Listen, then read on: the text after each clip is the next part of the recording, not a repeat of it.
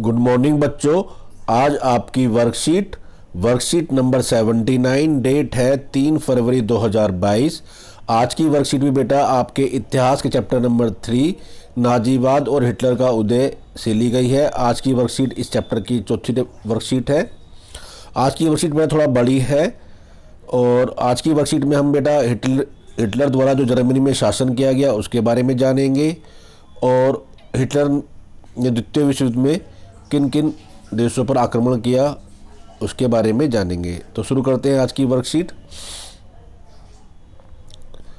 तो हिटलर द्वारा जर्मनी में शासन। तो हिटलर ने जर्मनी में शासन किस प्रकार से किया इसके बारे में जानते हैं।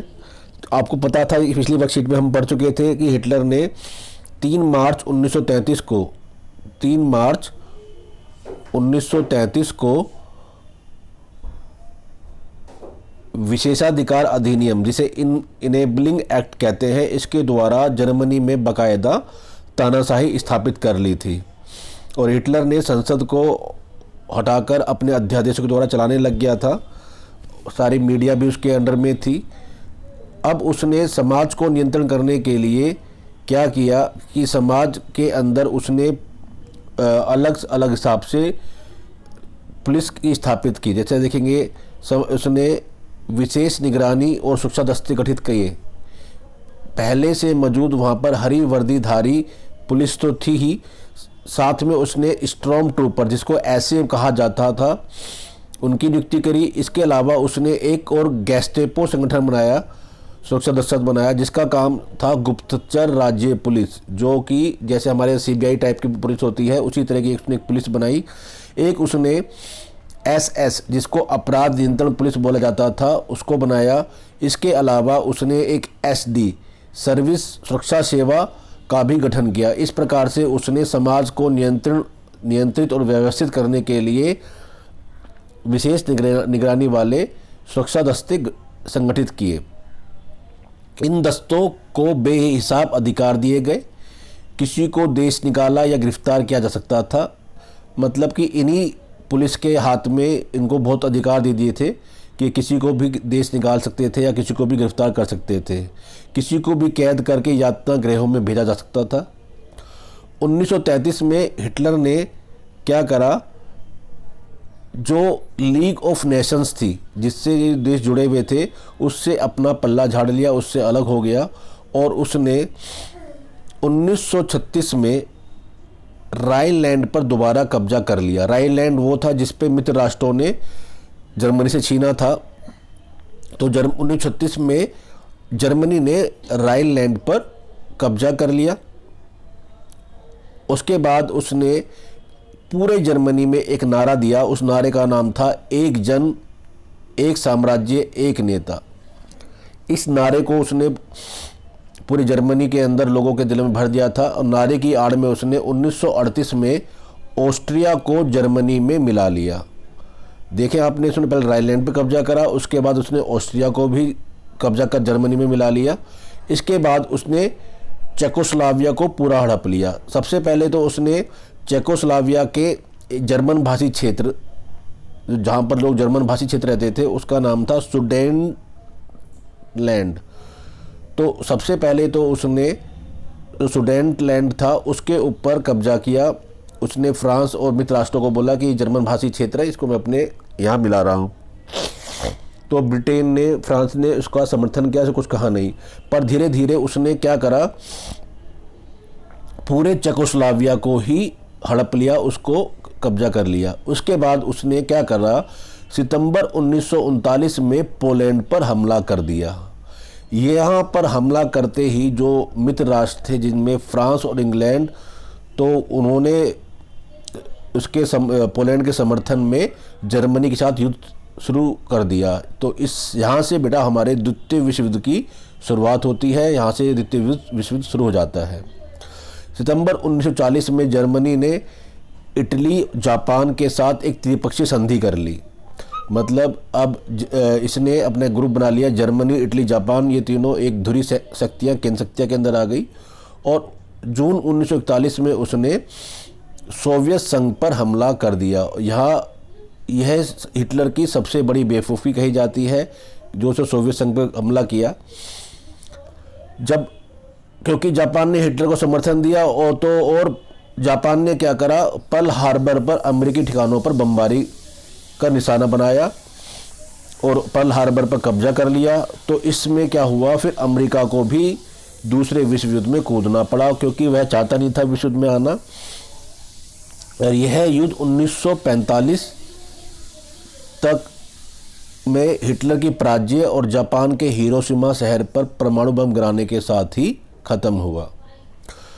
तो ये थी बेटा जर्मनी, हिटलर का जो इसमें शॉर्ट में दिया हुआ है आपको, जर्मनी ने किस प्रकार शासन किया और किस प्रकार से द्वितीय विश्व युद्ध के अंदर उसने सभी देशों को डाला।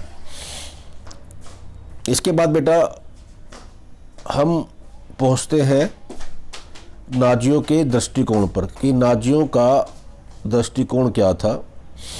पहले बेटा इसमें आपको दिखा देता हूँ, ये मैप देख रहे हैं आप, इस मैप के अंदर जो भी आप ये ग्रीन देख रहे हैं, ये जो ग्रीन हिस्सा है, ये ग्रीन हिस्सा जो आप देख रहे हैं, ये सारा जर्मनी, इस मैप को जो पूरा नहीं दिया, ये सब जर्मनी के कब्जे में था। जर्मनी ने Norway, Denmark, Netherland, Belgium, France, इधर आप पोलैंड, यूक्रेन, लिथुआनिया, एस्टोनिया, इन सभी देशों पर कब्जा कर लिया था।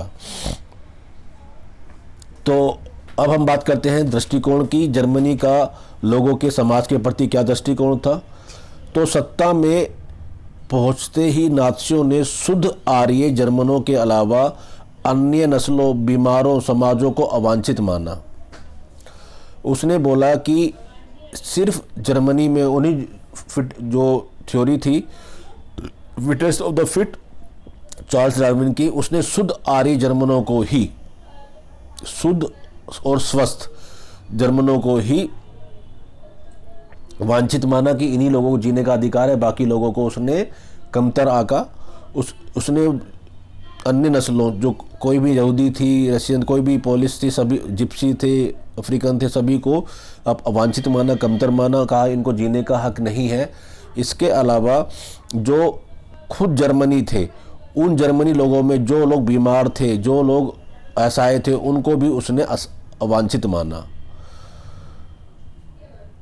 यूटोपिया यूथनेजिया दया मृत्यु कार्यक्रम के तहत उसने लाखों जर्मन को मार दिया। सबसे ज़्यादा जो बुरा हाल हुआ वो यहूदियों का हुआ। सबसे ज़्यादा जो नाज़ी लोग थे वो यहूदियों से घृणा करते थे। उनकी नज़र में यहूदी जो आदतन हत्यारे और सूदखोर थे, जो अपने घनी बस्तियों, घेटों में रहते थे।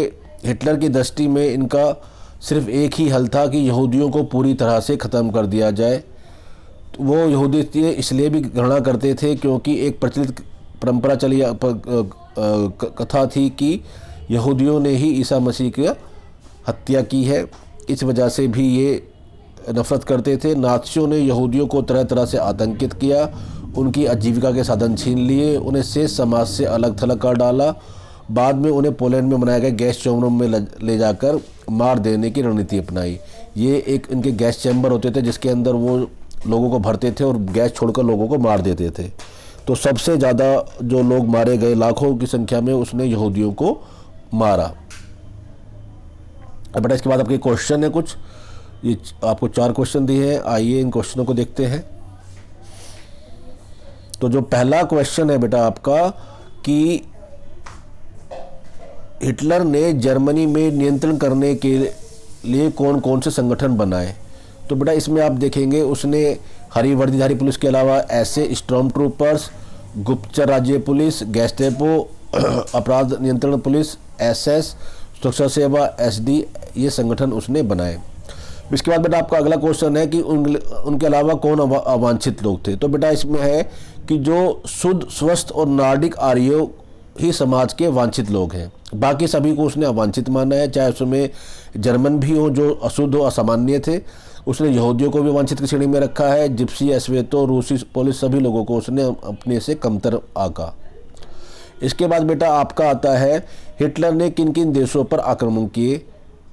तो बेटा मानचित्र में तो कड़ा कम दे रखे हैं, अगर आप बुक के मानचित्र में देखेंगे तो उसमें सारा दिख जाएगा आपको। Czechoslovakia, Poland, Denmark, Norway, Netherlands, Belgium, Lithuania, Estonia, Ukraine, Greece, Yugoslavia, Greece, इन सभी देशों को कब्जा कर लिया था। इसके बाद बेटा आपका आता है कि यहूदियों के साथ नाज़ी व्यवहार किस प्रकार था। तो यहूदियों के साथ नाज़ी का व्यवहार, सबसे बुरा हाल यहूदियों का था। नाज़ी विचारधारा के अनुसार नस्ली श्रेष्ठता के आधार पर यहूदी विश्व की सबसे निम्न स्तरीय नस्ल है। नाज़ी लोग जर्मनी की सभी समस्याओं का मूल कारण यहूदी लोगों को ही मानते थे। नाज़ियों की दुश्मनी का आधार यहूदियों के प्रति ईसाई धर्म में विद्यमान एक परंपरागत घृणा है, घृणा थी। ईसाइयों का आरोप था कि ईसा मसीह को यहूदियों ने ही मारा था। मध्यकाल तक यहूदियों को ज़मीन का मालिक बनने की मनाही थी, उन्हें ज़मीन नहीं खरीद सकते थे। यहूदियों को शेष समाज से अलग बस्तियां थी जिनको घेटो या दलबा कहा जाता है, उसमें रखा जाता था।